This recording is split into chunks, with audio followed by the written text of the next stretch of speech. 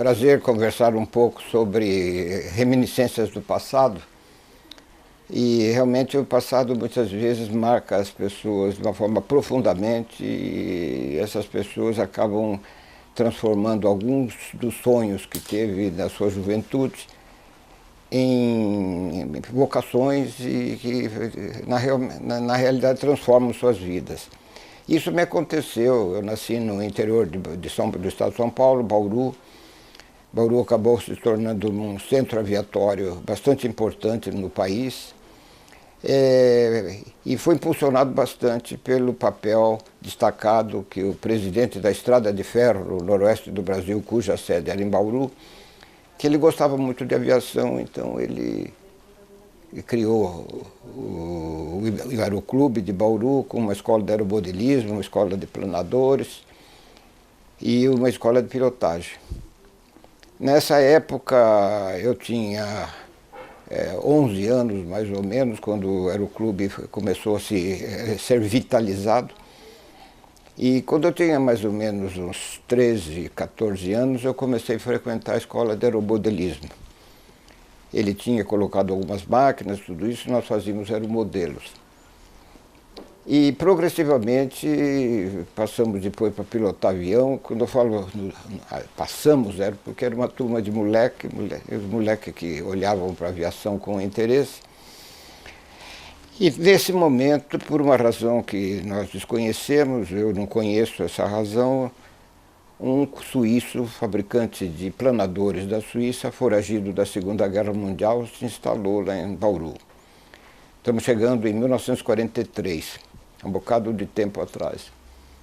E esse suíço começou a querer fazer planadores também no Brasil. E começou lá em Bauru um projeto de um planador que era projeto de um cunhado dele na Suíça.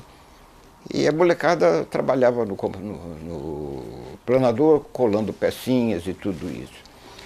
E esse suíço tinha uma característica realmente diferenciada. Ele começou a conversar conosco, com os meninos da época, mostrando as maravilhosas invenções e soluções técnicas que nós encontramos num avião.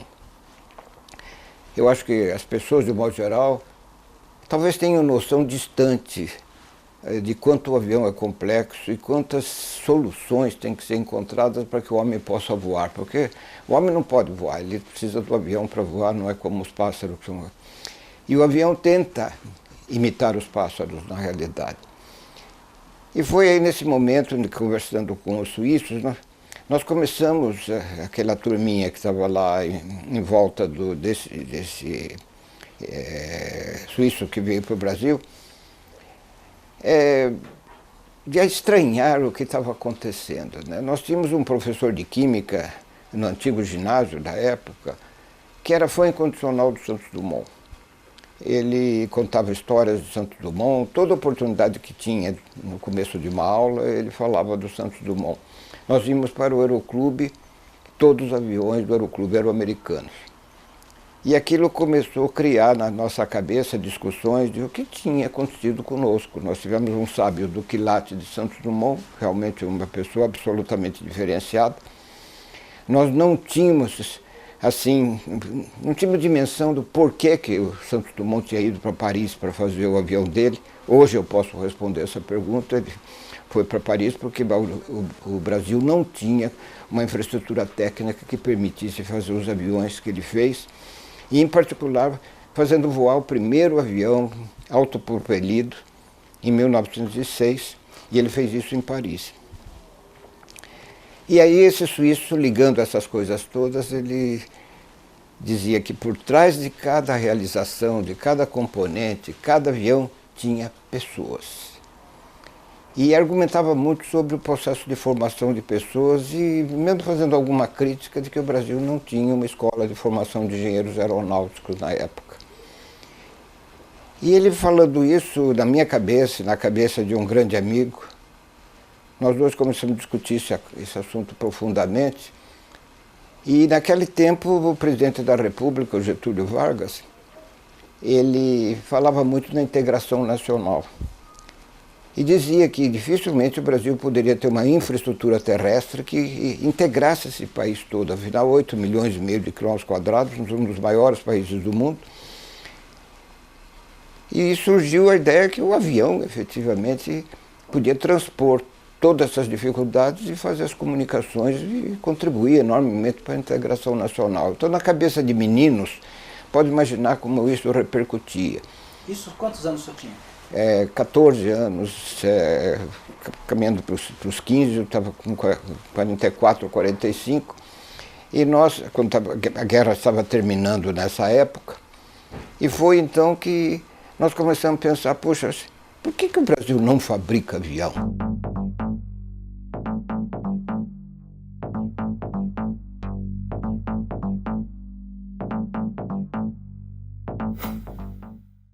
E o avião realmente é um veículo de integração nacional perfeito e nós conseguimos vislumbrar isso sempre sob a liderança desse suíço, Henrique, o nome dele era Henrique Kurz. E o Kurz virou um amigo nosso, né, e nós sempre discutindo esses assuntos. E foi aí então que esse amigo meu, que era mais próximo de mim, o apelido dele era Zico, o nome era Benedito César, e o Zico e eu então começamos a pensar, vamos ser engenheiro aeronáutico? Nós tínhamos 15 anos nessa época. Aí começamos a descobrir que no Brasil não tinha escola de engenharia aeronáutica. Aí o Kurz trouxe umas revistas alemãs e francesas que tinham anúncios de escolas que formavam engenheiro aeronáutico na França e na Alemanha. Posteriormente, umas revistas americanas também traziam dos Estados Unidos. Nós mandamos brasa, mandamos carta para essas empresas, para essas companhias todas. E descobrimos que nós precisávamos de um tal de dólar para pagar isso aí. Meu pai era eletricista, só tinha segundo ano do curso fundamental. Certamente jamais podia imaginar que pagar o estudo de um filho nos Estados Unidos ou na Europa, que aquilo era mais distante do que eu tenho a impressão que a Lua, coisa dessa natureza. Mas o fato é que nós descobrimos que não havia possibilidade de nós sermos engenheiros aeronáuticos aqui, e até chegamos a vislumbrar, dizer, talvez é porque a gente não fabrica engenheiro aeronáutico que o Brasil não fabrica aviões. Foi aí que, conhecendo um sargento que era comandante do tiro de guerra em Bauru, que foi criado para resolver o problema do serviço militar dos jovens na época, ele falou, por que vocês não começam pela FAB, pela Força Aérea? Nós sabíamos muito pouco da Força Aérea. Ser militar, então a gente não sabia coisíssima nenhuma, porque eu quero que preste atenção, era um momento que nós mal tínhamos telefone, não tínhamos televisão, as notícias mal vinham pelo rádio, não tinha computador, internet, nada disso. Nós não tínhamos esses meios de informação de hoje, de modo que nós não sabíamos exatamente como as coisas funcionavam. Fato é que o Zico e eu decidimos então fazer concurso para a Força Aérea. O sargento nos ajudou, mandou buscar os catálogos, o que a gente tinha que estudar para poder fazer o concurso. Acabamos fazendo o concurso, evidentemente, como todas as pessoas normais, no primeiro concurso nós fomos ao pau. Quer dizer, mas sempre com aquela ideia de nos envolvermos com o avião. Isso ficou absolutamente claro que, se perguntasse para nós se nós íamos fabricar avião, de forma nenhuma a gente podia pensar nisso. Quer dizer, além dessa vocação típica dos jovens de hoje, que querem pilotar, nós ganhamos, através do suíço, uma outra profissão, fabricar. E são poucos os jovens que pensam na fabricação do produto, muitas vezes de utilizar. Hoje nós temos aí iPad, temos eletrônica, telefone celular, mas a juventude pensa em comprar isso, não sabe exatamente de onde vem lá do exterior, foi criado no exterior, projetado lá, mas não pensa em projetar, fabricar e coisa dessa natureza. Mas o suíço teve esse papel de abrir na nossa cabeça que nós poderíamos participar do processo de fabricação de avião, por exemplo. Foi então que, na segunda tentativa, nós fomos aprovados, entramos na antiga Escola de Aeronáutica, predecessora da Academia da Força Aérea, hoje em Pirassununga, era no Rio de Janeiro na época, e nos formamos oficiais em 1951. Foram para o Rio? Fomos para o Rio. Fizemos 4 anos de curso, fomos aprovados no fim de 47, 48 entramos para a escola e em 1951 nos formamos como oficiais aviadores, pilotos militares. O Zico decidiu ir para a área da aviação de caça e eu decidi ir para Belém do Pará para voar no Correio Aéreo da Fronteira, que era uns aviões Catalina, uns aviões que eram anfíbios, pousavam na água e em terra. Muito apropriado às extensões de rio que tem na Amazônia. E para mim foi ótimo, porque eu chamo esse meu período de vida, embora eu tivesse 22 anos na época, como escola de Brasil. Aprendi um bocado de Brasil e comecei a entender aquilo que o Getúlio Vargas falava, a integração nacional. Eu não sabia, por exemplo, quando eu cheguei lá, não sabia que Belém fica a 1.500 quilômetros de Manaus. Quer dizer, as pessoas aqui falam em Belém e Manaus como são cidades vizinhas ou coisa dessa natureza, mas são 1.500 quilômetros, quer dizer, cabe uma Europa, né, nessa distância. Então, realmente, aquilo me deu uma sensação prática de quanto o avião era importante para o nosso país. E foi progredindo a nossa vida. O Zico ficou na aviação de caça, eu fiquei lá em Belém até 1955 e não tinha muita notícia sobre a criação do ITA em 1950 pela própria Força Aérea. A Força Aérea tinha criado o ITA, a primeira escola de formação de engenheiros aeronáuticos, porque realmente as comunicações daquela época não eram nada como são hoje. Então a gente não sabia, apesar de estar dentro da própria FAB. O senhor sabe o motivo de ter sido em São José dos Campos ou não? E aí foi que justamente com esse tipo de sensação foi que um coronel da FAB também, um cearense, Casimiro Montenegro Filho, o coronel Montenegro, como nós o chamávamos, ele detetou a coisa corretamente. Ele falou, o Brasil não fabrica avião porque não fabrica engenheiros. E foi aí que ele lutou, conseguiu que em 1950 o Ministério da Aeronáutica criasse o ITA e escolheram São José dos Campos por várias razões. Uma delas foi que a própria prefeitura concordou com uma desapropriação de terra, deu até um pedaço da terra para construir uma escola de engenharia para produzir engenheiros aeronáuticos. E ficava no eixo Rio-São Paulo. Era uma das poucas estradas que nós tínhamos, era a rodovia Dutra, né, que ligava o Rio com São Paulo e passava ao lado de São José dos Campos, dando uma ideia já bastante avançada do coronel Montenegro, que era um visionário. Ele enxergava muito além do horizonte que vivia o país naquela época. Ele achava que o Brasil poderia fabricar aviões de uma forma muito mais racional do que o Zico e eu, que vimos mais de uma espécie de vocação de jovem, coisa dessa natureza. Foi então que a escola sendo criada, eu fui transferido do Rio, do Belém para o Rio em 1955. Infelizmente, em 1955, o Zico sofreu um acidente muito grave, morreu num acidente em Santa Cruz, com um avião de caça, um dos primeiros aviões de jato que o Brasil tinha, aliás, eram os jatos de fabricação inglesa. Com a morte do Zico, eu confesso que aquilo que nós sonhávamos juntos sofreu um grande amortecimento. E o tempo foi passando. Em 1958, eu era instrutor do Correio Aéreo, fui acordado às 3 horas da manhã por um colega que precisava renovar sua licença de voo. Eu era instrutor do Correio Aéreo, ele me acordou às 3 horas da manhã, pedindo desculpas por me acordar essa hora, mas se eu concordava fazer um exame para que ele renovasse a carteira, porque ele não podia perder a aula do ITA.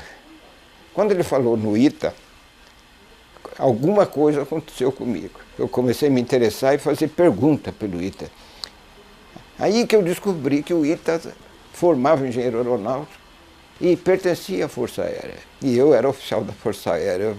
Quer dizer, parece que tudo caminhou para se encaixar. Quer dizer, a gente vê que quando nós temos uma espécie de vocação, um certo destino, parece que as coisas podem até conspirar e ajudar que as coisas aconteçam como a gente deseja.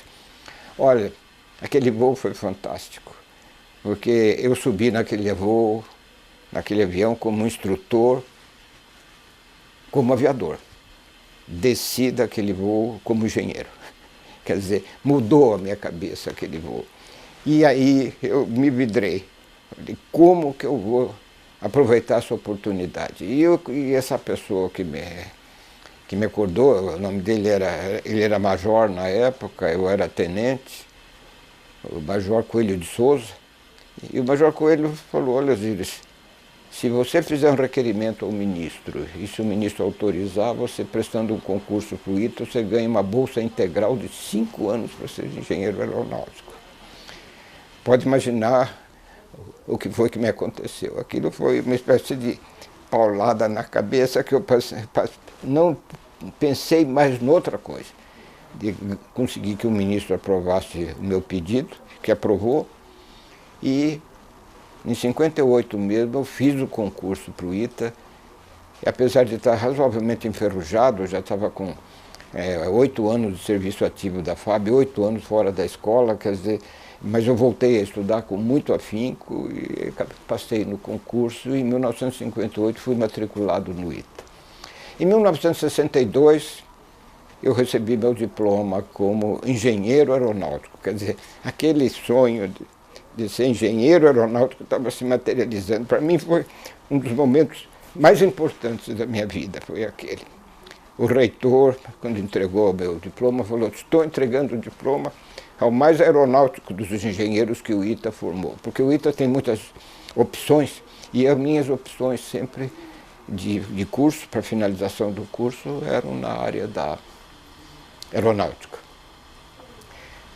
Peguei o diploma, olhei, falei, estou com a qualificação certa. Quer dizer, fabricar avião precisa de engenheiro aeronáutico, eu era engenheiro aeronáutico a partir daquele instante. Quando eu desci a escada, o coronel Montenegro, que já era brigadeiro nessa época, ele me convidou para trabalhar dentro do CTA no departamento de aeronaves. O CTA, lá, o Centro Técnico Aeroespacial de São José dos Campos, é a entidade maior que contém o ITA, e que tinha um departamento de aeronaves para pesquisa e desenvolvimento. Aí eu olhei para o diploma de novo e falei, qualificação certa, estou no lugar certo. Aí eu falei, agora tem que construir o momento certo. Essa terceira variável foi aí então que eu comecei a trabalhar no departamento de aeronaves, evidentemente, hierarquicamente, eu era lá embaixo, não tinha poder de falar com o pessoal de cima, mas comecei a estudar a história da indústria aeronáutica brasileira e tentar responder uma pergunta muito clara. Por que nós abandonamos o sonho de Santos Dumont de fabricar avião no Brasil e de que o Brasil pudesse, em função das suas necessidades, de ser um país que realmente voasse com intensidade? E a resposta veio depois de muito tempo, quando eu vi que todos os aviões que se tentou fazer depois do Santos Dumont, houve uma série de iniciativas, a década dos 30, por exemplo, foi muito rica em investimentos nessa área de pioneiros. Quando os alunos do ITA começaram a se graduar, cada engenheiro aeronáutico estava com uma ideia de fabricar avião e coisa desse tipo. E foi aí que, nesse momento, que eu vi um denominador comum. Nós não tínhamos feito nenhum avião que fosse diferente dos aviões americanos. E aí eu comecei a pensar, bom, investir nos Estados Unidos é muito mais fácil que aqui no Brasil. Se nós tentamos fazer avião igual ao dos americanos, é claro que os americanos derrotariam na primeira pancada. Então comecei a pensar, a gente poderia começar com um avião diferente. Um avião que os americanos sequer estavam pensando nele. É claro que era uma proposição difícil. Os americanos souberam, fizeram com uma competência enorme, ocuparam todo o mercado, como eles ocupam hoje ainda, em que pesa essa crise internacional e tudo isso. E foi aí nessa direção que eu continuei a trabalhar no departamento, conversando com pessoas, tentando já montar uma espécie de equipe, e começamos a trabalhar imaginando que nós tínhamos que descobrir que tipo de avião fabricaríamos para que a gente tivesse uma chance de, não terminando o nosso avião, entrar numa concorrência direta com com os americanos e que os franceses já tinham entrado nessa briga também. Passou-se o tempo e aí, um dia, fazendo um trabalho para o Estado-Maior da Aeronáutica sobre segurança de voo, eu tive acesso aos documentos do Departamento de Aviação Civil, que na época eram controlados pela FAB, o próprio Serviço de Transporte Aéreo da Aviação Civil, e mostrou um negócio que eu fiquei surpreso. Para qualquer pessoa que visse aquilo, poderia até passar desapercebido.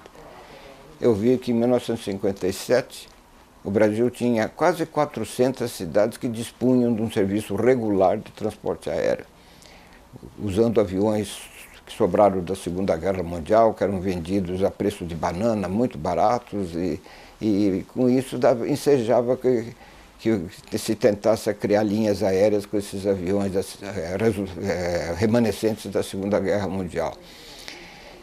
Isso em 1957, mas esses aviões acabaram envelhecendo e tinham que ser substituídos por aviões novos que eram muito mais caros. Portanto, a nossa aviação naquele momento tinha caído de 400 cidades para 45 cidades, precisamente em 1965, quando eu estava numa madrugada no Rio de Janeiro, no Departamento de Aviação Civil, com aquele papel na minha frente.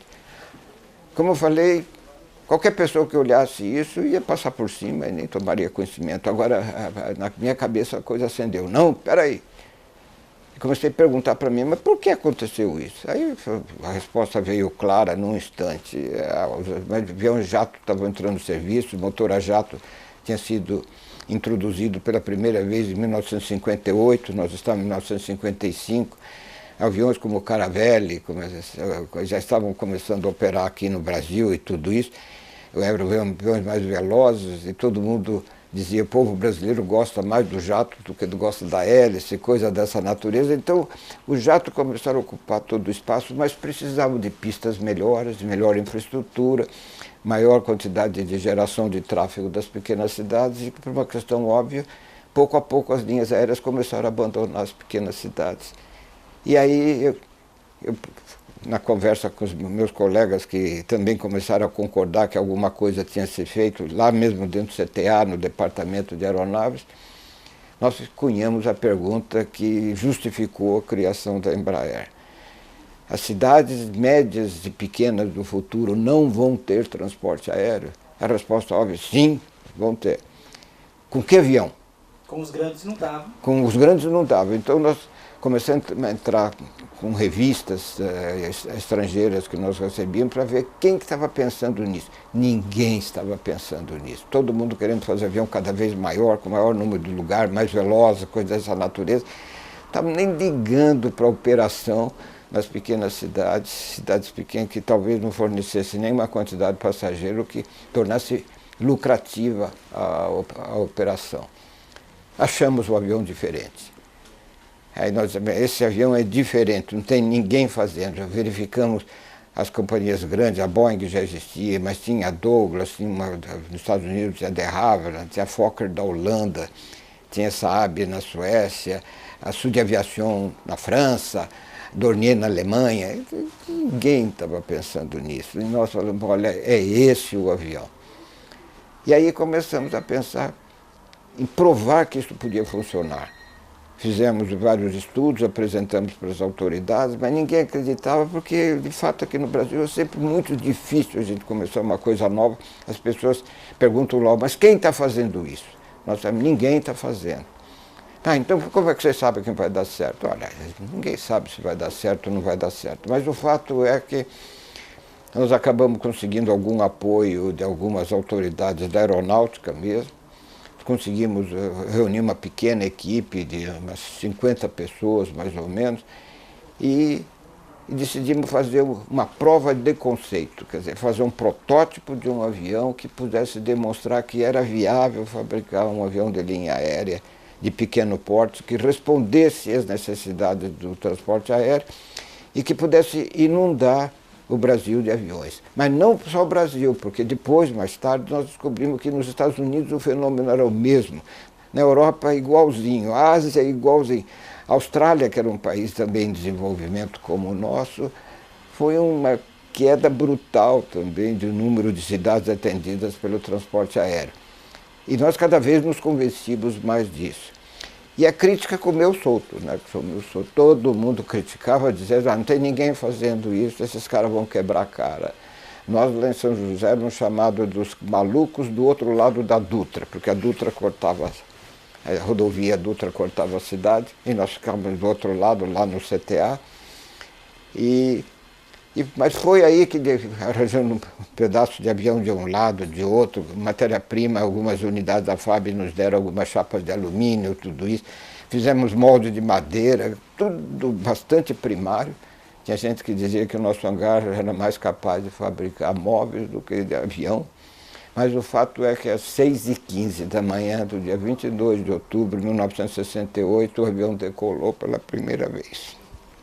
Qual era o avião? Era nós chamávamos de PD 6504, mas posteriormente ele foi denominado Bandeirante. O Bandeirante, muitos conheceram o Bandeirante, mas ele decolou. Aí o pessoal lá de São José disse, os malucos do outro lado da Dutra fizeram um avião que decola. Olha que coisa sensacional, né? Ficaram espantados, né? E ficaram muito mais espantados quando o avião pousou, né? Porque, por exemplo, eles fazem um avião que decola e pousa. Olha só, quer dizer, veja a que ponto chegou o negócio, né? Mas aí nós tínhamos um demonstrador que a tese podia funcionar. E aí começamos a lutar pela produção. E a produção, logicamente, nós estávamos no centro de pesquisa da FAB e não era lógico fabricar lá. Então tentamos passar o projeto para empresas que existiam. Existiam algumas empresas, porque como os alunos do ITA começaram a se formar a partir de 1950, cada aluno desse sempre tinha um viés assim que eles pensavam em fabricar avião ou componentes ou coisa dessa natureza. E foi aí que algumas empresas se formaram, mas todas essas empresas achavam que o nosso projeto era um projeto grande demais. Ninguém ousava, porque nós sabíamos claramente que a demanda brasileira para esse produto seria muito pequena. E nós tínhamos que partir, ao mesmo tempo, para uma tese internacional. Quer dizer, nós fizéssemos aviões que fossem ser exportados. Veja que era pensar grande demais. Nós estávamos pensando grande demais, quer dizer, não estávamos pensando só fazer avião para o Brasil, porque não dava. O Brasil, se nós olharmos a Embraer de hoje, que tem aviões voando em 90 países do mundo, evidentemente a estrutura da Embraer tem uma dimensão muito superior à do mercado brasileiro, né? Tanto é que o ano passado a Embraer vendeu 93% da sua produção para o mercado mundial. Apenas 7% no Brasil. Com 7% a companhia não se aguentava. E nós tínhamos essa visão de futuro de que nós tínhamos que fazer um projeto internacional. Então as companhias não toparam. Aí conseguimos conversar com o presidente da Federação das Indústrias aqui de São Paulo, a Fiesp, de ele arranjar empresários que assistissem uma apresentação nossa sobre o plano de construção de aviões de transporte aéreo aqui no Brasil, e que eles estivessem dispostos a colocar recursos para criar uma nova empresa privada. Aí o presidente da Fiesp se entusiasmou e nós saímos pelo Brasil inteiro. Fomos a Porto Alegre, fomos a Florianópolis, com auxílio das federações das indústrias dos estados, Curitiba, aqui em São Paulo mesmo, em vários locais. Fomos a Belo Horizonte, Salvador, quer dizer, fomos praticamente em todas as capitais do Brasil, e realmente não deu. E não deu, eu me lembro até hoje, no dia 12 de abril de 1969, nosso avião tinha voado em 22 de outubro de 1968, já fazia quase 6 meses, quando no final da nossa apresentação, um empresário falou claramente para nós, na lata, dizendo, se o senhor pensa que nós vamos colocar um cruzeiro, que era a moeda que nós tínhamos na época, num projeto de um avião nacional, o senhor está redondamente enganado. Eu já estava convencido que um dia eu iria ouvir isso, mas o dia que eu ouvi mesmo, eu confesso que foi um choque enorme. Resultado, fui para São José dos Campos aquele dia, semi-derrotado. Eu falei, não vai dar certo, nós não vamos conseguir. E fui para São José, mas decidi não falar nada para a equipe. Eu falei, não contei para ninguém o que tinha acontecido. Isso aconteceu aqui em Guarulhos, em São Paulo. Porque eu falei, não posso desmotivar o pessoal. E nós continuávamos trabalhando aí para fazer os ensaios daquele avião, fazer espécimes de ensaio. Iniciamos a construção de um segundo protótipo. Quer dizer, a FAB mesmo já nutria um certo entusiasmo, já tinha um certo grupo de colegas nossos da FAB que achavam que a ideia podia prosperar. E foi caminhando nessa direção que nós fomos avançando. E para construir uma empresa, até o presidente da Fiesp apresentou uma empresa americana para nós, e nós falamos, não, capital estrangeiro não, porque o estrangeiro não vai fazer o nosso avião. O governo nesse momento não entrava com nada?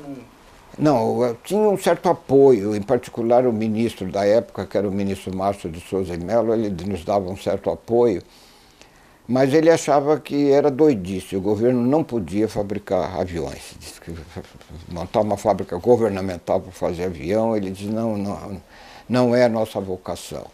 Nós estávamos no governo militar, e o governo militar achava que o avião tinha que ser fabricado pelo setor privado, que certamente o ministro da Aeronáutica falou, olha, se houver iniciativa privada, nós vamos apoiar. E foi aí que nós ficamos nesse terreno cinzento de um bocado de tempo. E aí aconteceu aquilo que acontece muitas vezes na vida das pessoas, né? Há um problema enorme perante nós queremos encontrar uma solução, não achamos essa solução, e de repente acontece um fato externo qualquer que muda completamente o cenário. E foi o que aconteceu. Nós estamos trabalhando num domingo. O nosso grau de motivação era encher o pessoal de trabalho, né, mostrando que nós estávamos tentando avançar de todas as maneiras. No domingo, dia 19 de abril de 1969, fazia exatamente uma semana que o sujeito tinha dito que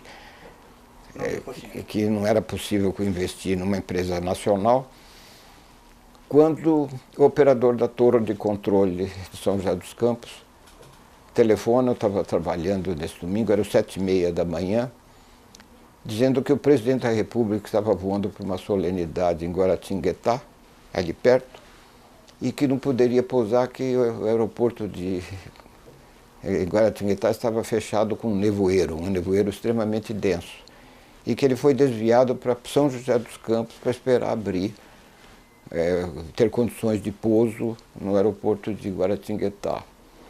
E aí, eu era major da FAB nessa época, ele falou, major, hoje é domingo, 7h30 da manhã, não encontrei nenhuma autoridade para receber o presidente da República. E de chofre me pergunta se eu concordava em receber o presidente da República.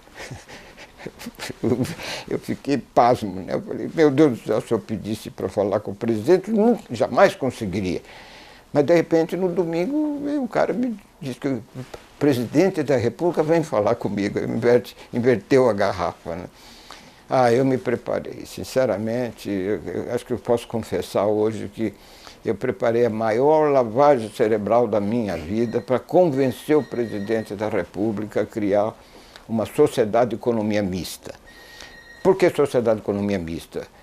O próprio governo tinha regulamentado a criação de sociedades, que hoje chama-se mais PPP, né, parceria público-privada, mas uma sociedade que tivesse capitalização governamental e capitalização privada, aumentando enormemente o grau de confiança, né, no setor privado. Foi aí então que nós decidimos nos aproximar do governo para essa... Só uma parte aí. Como é que foi esse encontro com o presidente? Como é que foi? Ele pousou? Ele pousou, desceu absolutamente sozinho, não tinha nenhum político com ele.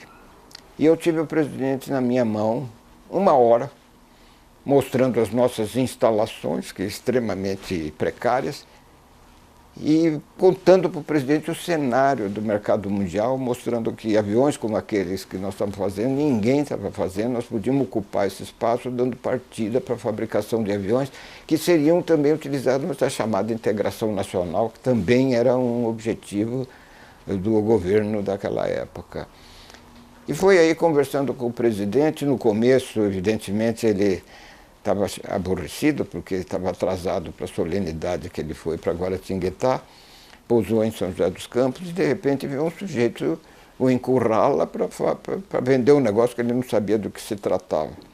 Mas, surpreendentemente, o presidente, de repente, ele começou a olhar no olho, né? E eu vi que ele estava se interessando. E, evidentemente, aí eu aumentei a pressão da lavagem cerebral, né? Quer dizer, colocando os argumentos e dizendo que nós poderíamos emergir no mundo como fabricantes de aviões, embora não tendo vocação para tanto, poderíamos gerar um bocado de emprego, um bocado de oportunidade, e dali a pouquinho o presidente começou a argumentar na mesma direção como que nós iríamos fazer aquilo.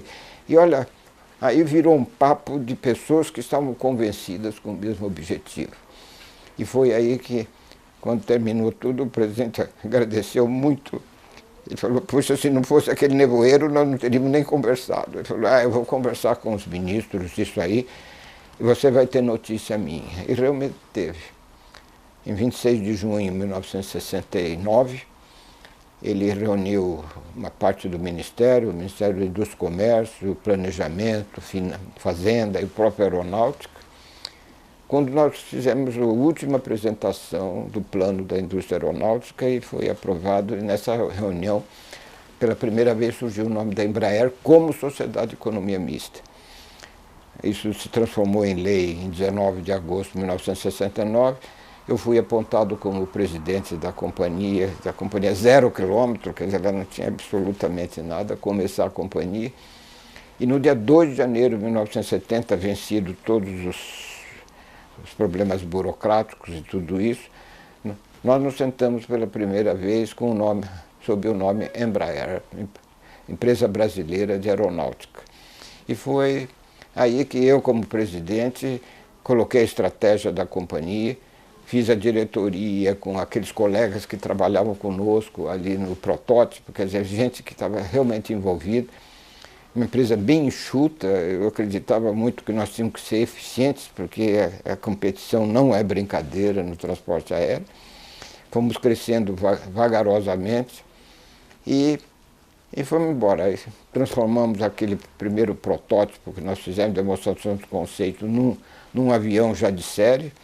Entramos com um processo no Itamaraty para conseguirmos Itamaraty é o nosso Ministério das Relações Exteriores, para ter certificação americana, para poder vender o avião no mundo inteiro, tinha que ser certificado. O Ministério nos ajudou bastante e em 1978 levamos um bocado de tempo para conseguir aprovação. O primeiro avião nosso foi certificado. E o mercado americano estava de boca aberta esperando um avião desse tipo, porque o problema nos Estados Unidos era igualzinho o nosso, não tinha transporte aéreo nas pequenas e médias cidades. E aí já era o Bandeirantes? Aí já era o Bandeirantes. Aí entramos nos Estados Unidos, criamos uma empresa nos Estados Unidos, passamos a vender o avião nós próprios. Nós dissemos que nós queríamos criar uma multinacional que tivesse vendas nossas mesmo, não trabalhar com representantes. Olha, foi um negócio que, como a gente diz brincando, estourou a boca do balão, né? Quer dizer, vendemos um bocado desse avião nos Estados Unidos e os americanos cada vez gostavam mais porque estava atendendo uma necessidade que estava encruada lá nos Estados Unidos, né? As grandes companhias só fazendo os grandes jatos e os grandes jatos não estavam chegando onde eles queriam ir. Aqui no Brasil houve muita crítica com o Bandeirantes, dizendo que era um avião barulhento, pequeno, muitas vezes quente, coisa dessa natureza, mas os americanos não ligaram a mínima, eles disseram, eu não tinha como resolver o meu problema, esse avião quente, barulhento, do jeito que ele atende o que eu quero e não colocava exigência em cima disso. Posteriormente saltamos para a Europa. No Extremo Oriente, entramos muito forte na Austrália, na Nova Zelândia, Malásia, todos esses países, até no Japão nós entramos bastante. Não vendemos muito nessa época para a China, a China ainda não tinha acordado para o mundo como aconteceu agora. Eu sei que com isso nós começamos a avançar. O Ministério da Agricultura, na época, fez uma encomenda de um avião agrícola para nós criarmos esse avião, projetar. Acabamos fazendo o Ipanema. O Ipanema continua sendo fabricado até hoje. Está sendo vendido em 17 países agora. A FAB fez uma encomenda que precisava de um avião para treinar pilotos com um jato para começar a voar o Mirage. A FAB tinha comprado o Mirage, o primeiro avião supersônico. E aí precisou de um avião e concordou comprar esse avião de nós.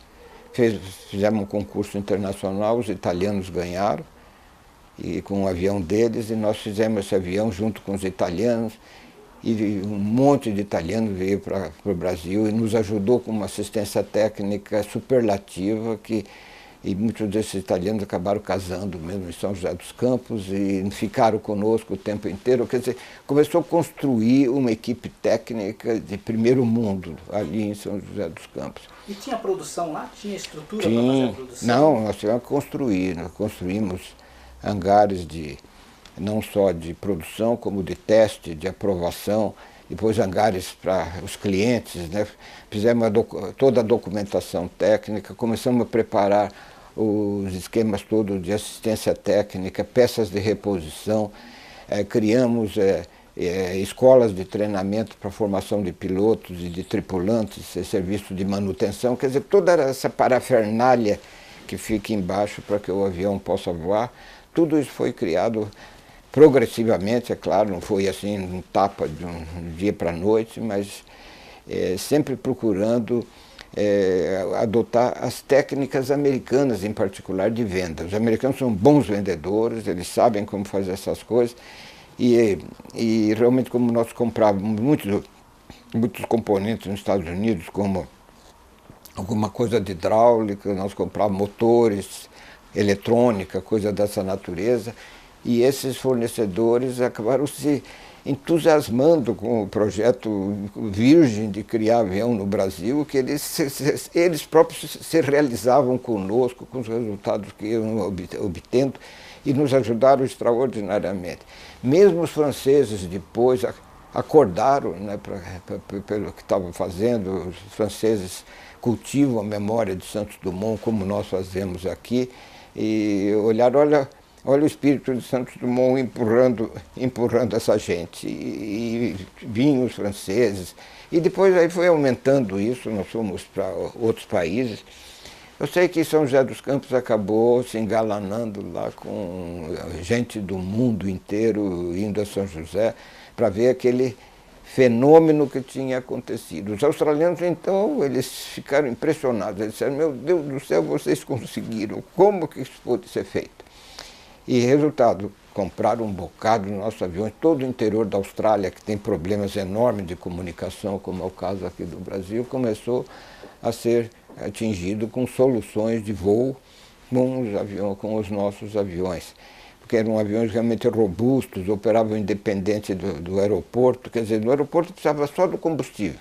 O resto tudo o avião fazia sozinho, porque foi uma condição de projeto que nós fizemos, que fosse avião independente, não dependendo do que... Acho que todos que voam veem que quando o avião para, desliga o motor, um monte de gente começa a chegar em volta, um para colocar uma unidade auxiliar de potência, o outro para abrir, para descarregar bagagem, o outro para encher pneu, essas coisas todas como acontecem. E o nosso bandeirante não precisava nada disso, quer dizer, ele era absolutamente autônomo, porque tinha sido criado para fazer esse voo, realmente voo no mato, né, onde não tivesse infraestrutura nenhuma. E foi um conceito extraordinário que funcionou bastante bem. Houve um aumento da competição, quer dizer, várias empresas no mundo começaram a fazer a mesma coisa, mas aí nós estávamos lá na frente, né? Quer dizer, então, por exemplo, Dornier, na Alemanha, tentou, acabou fechando, a Fokker acabou fechando, a Saab fechou, a British Aerospace deixou de fazer avião civil, no Canadá também não fizeram mais avião civil. Só nos Estados Unidos nós tivemos alguma concorrência ainda, mas agora vai vir uma concorrência forte, porque a Embraer realmente hoje é um êxito, né? Uma companhia que vende 6 bilhões de dólares por ano no mundo inteiro, 17 mil empregados, quer dizer, hoje Mas ela, em compensação, também agora está na idade adulta. E agora, na idade adulta, ela também devolve as pancadas que recebe, quer dizer.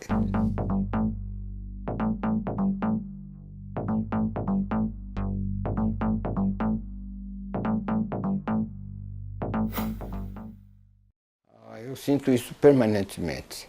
Você pode imaginar a sensação, eu tenho viajado no exterior, agora recentemente eu recebi uma homenagem lá em Detroit, nos Estados Unidos, no estado de Illinois, lá no norte dos Estados Unidos, que é a pátria da indústria automobilística norte-americana.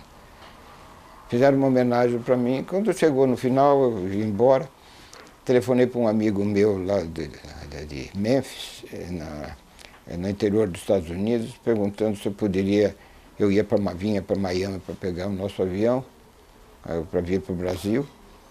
Aí perguntei se poderia dar uma paradinha em Memphis, lá no Tennessee, para tomar um café com ele. Fazia muitos anos que eu não o via.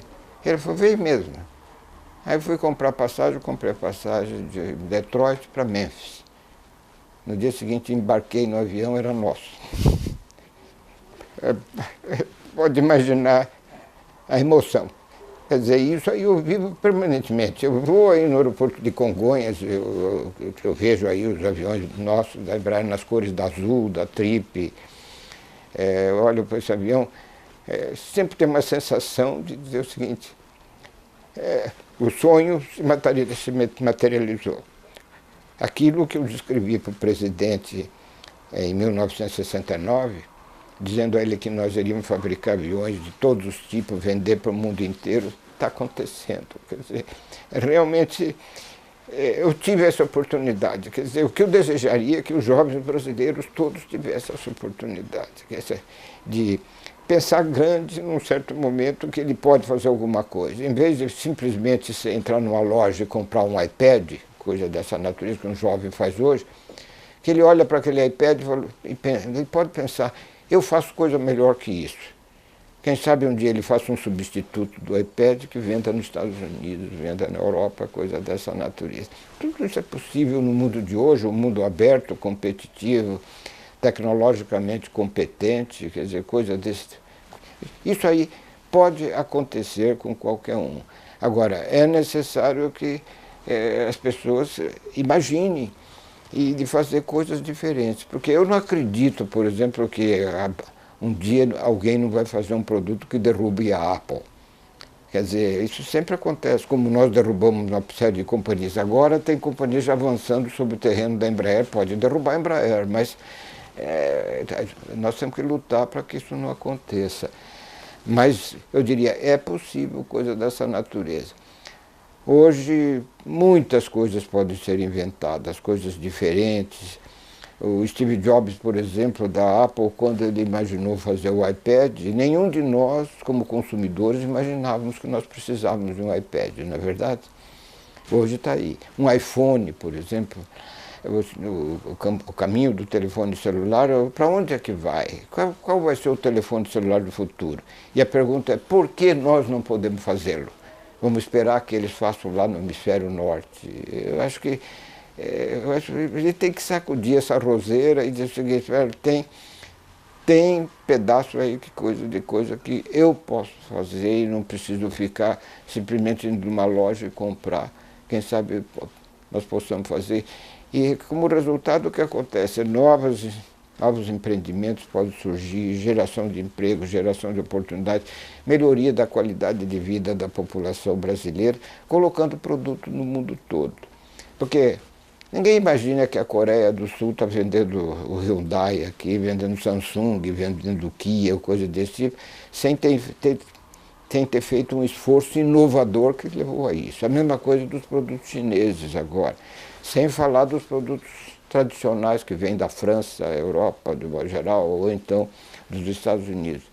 Mas do que eu insisto sempre que essa capacidade de criar, isso aí tem uma alavanca subjacente que muda esse mundo, que pode acontecer, como aconteceu conosco. De modo que eu tenho uma confiança enorme.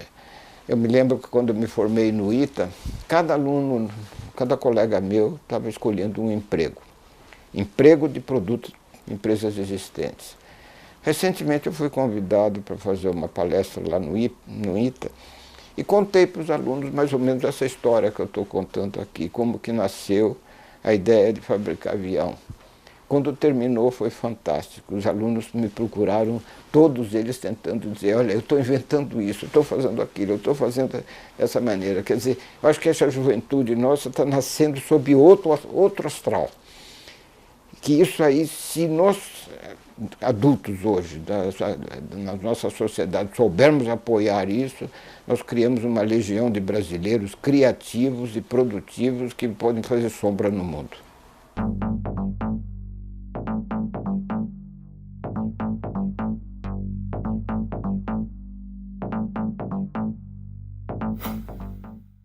Quando nós olhamos os aviões brasileiros hoje voando em 90 países do mundo, é realmente, vamos dizer, tornou possível, tornou presente e ativo hoje um resultado que pouca gente acreditava quando nós conhecemos.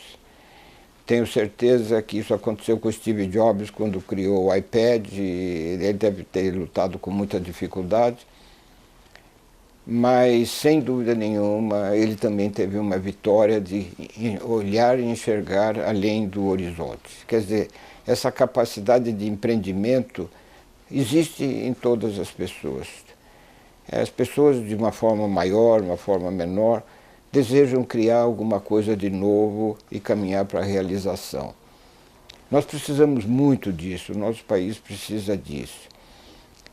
E realmente eu tenho tido constatações desse tipo, porque nas conversas que tenho tido com os alunos hoje, eu sou reitor de uma universidade, conversando com os alunos sobre a importância de pensar em aspectos criativos da vida do dia a dia, dos quais a gente possa tomar parte.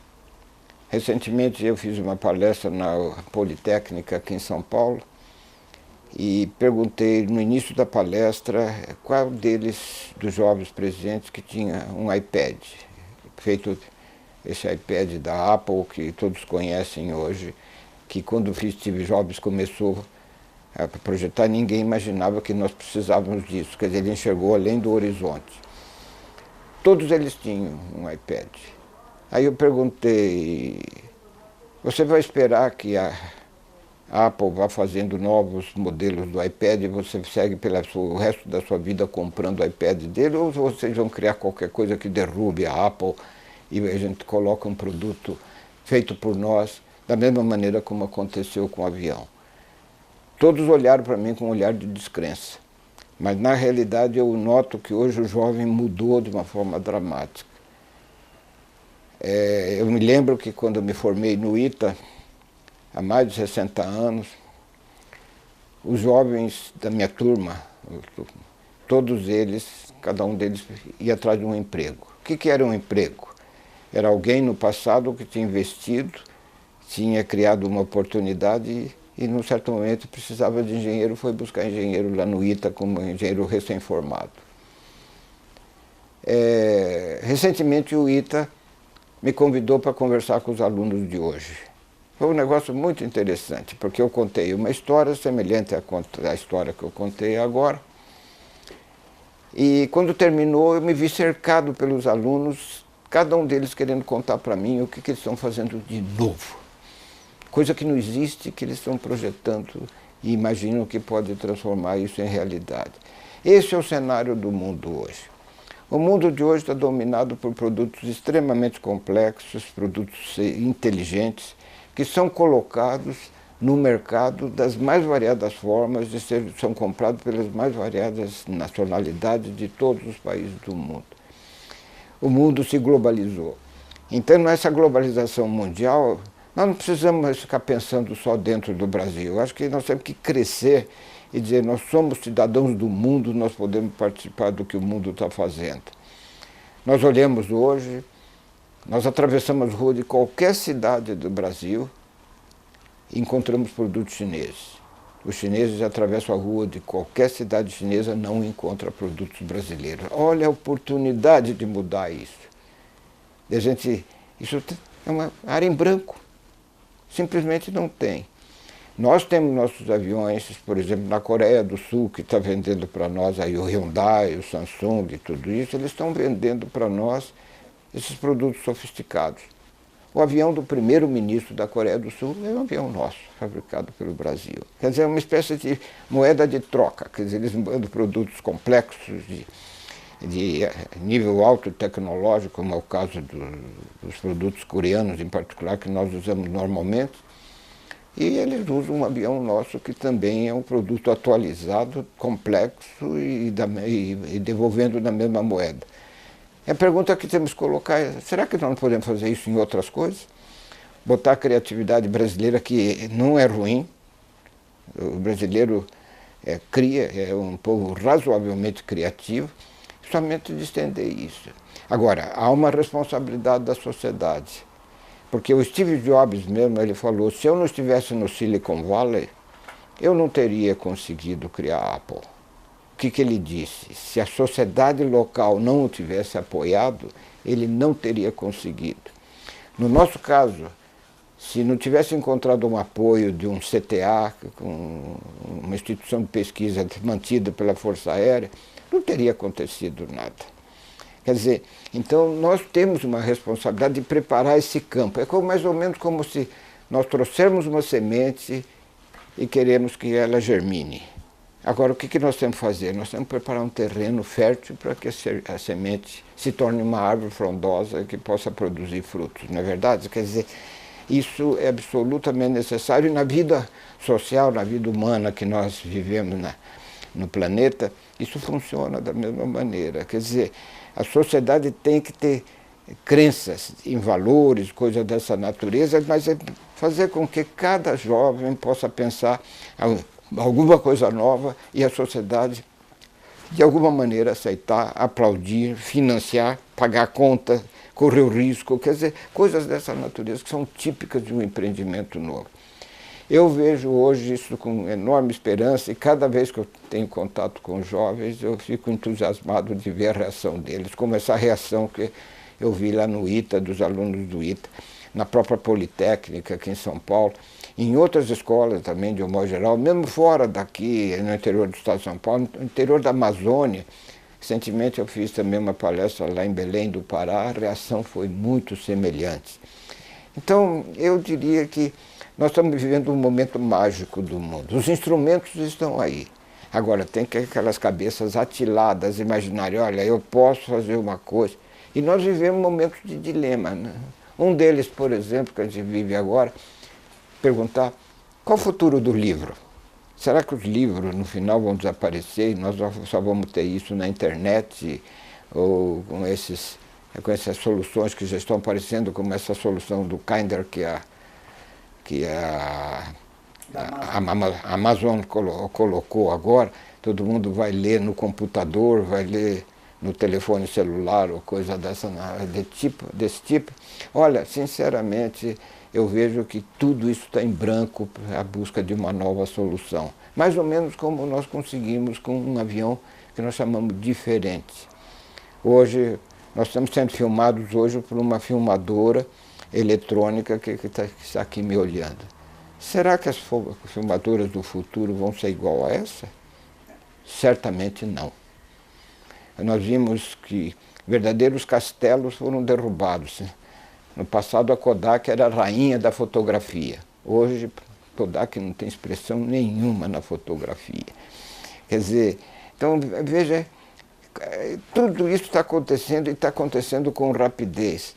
Precisa apenas que as pessoas fiquem numa posição que eu chamo de ficarem inquietas. Inquietas sobre as soluções que nós utilizamos hoje. Um desafio enorme que a humanidade tem para o futuro seria o da energia.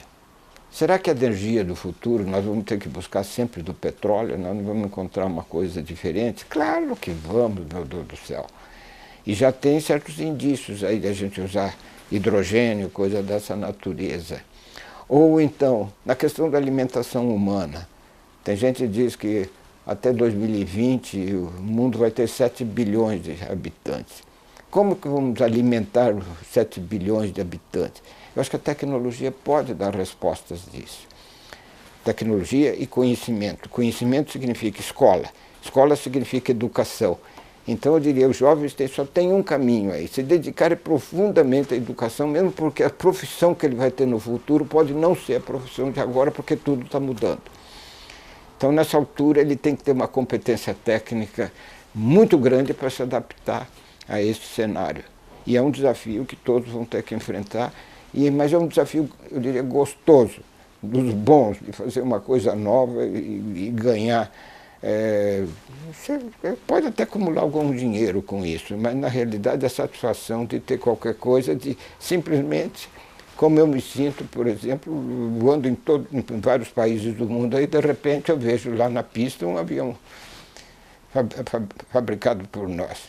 Nesse voo que eu decolei de Detroit, um policial veio atrás de mim porque eu não entrei pela porta do avião e fui olhar o número de série do avião na cauda, que tem uma chapa de aço inoxidável na capa com o número de série.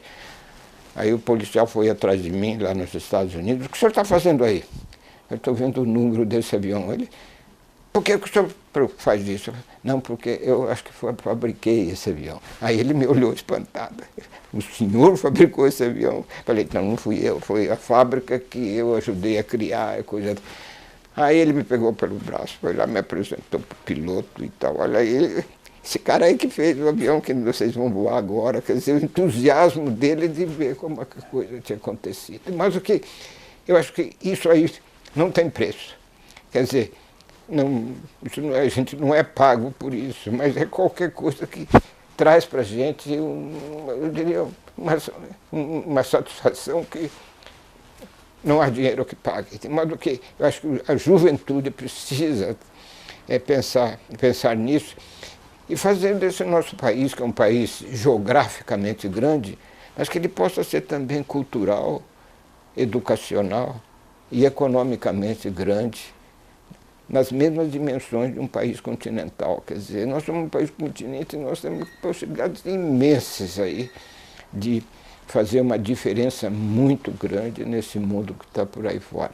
Não podemos ficar pensando nas dificuldades. Quer dizer, difícil vai ser sempre, mas a vitória, o sabor da vitória, de enfrentar uma dificuldade e vencer, não tem substituto. Quer dizer, eu acho que todo mundo contra, ninguém acredita, coisa dessa natureza, mas está aqui, olha, está pronto aqui. Quer dizer, isso faz uma diferença que pode valer o significado de uma vida inteira.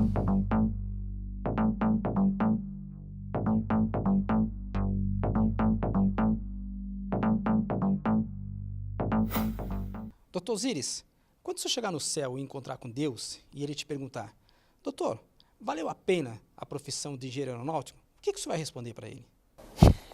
Bom, primeiro que eu não sei se ele vai me receber. se eu vou para o céu, eu não sei. Mas, não sei, se ele me perguntar qualquer coisa, eu conto uma história. Mas, sem dúvida nenhuma, se eu pudesse pedir alguma coisa, eu pediria que eu olhasse para esse país aqui e dissesse, ô brasileirada, vocês podem ser muito melhores do que vocês imaginam. E podemos mesmo. Acho que, não sei se a resposta é criativa, mas de qualquer maneira, eu acredito que nós temos que botar fogo nesses brasileiros aí e fazer com que eles ascendam para o mundo e dizendo, escuta, eu sou brasileiro e vou passar por cima de vocês. E não deixar que os chineses façam isso.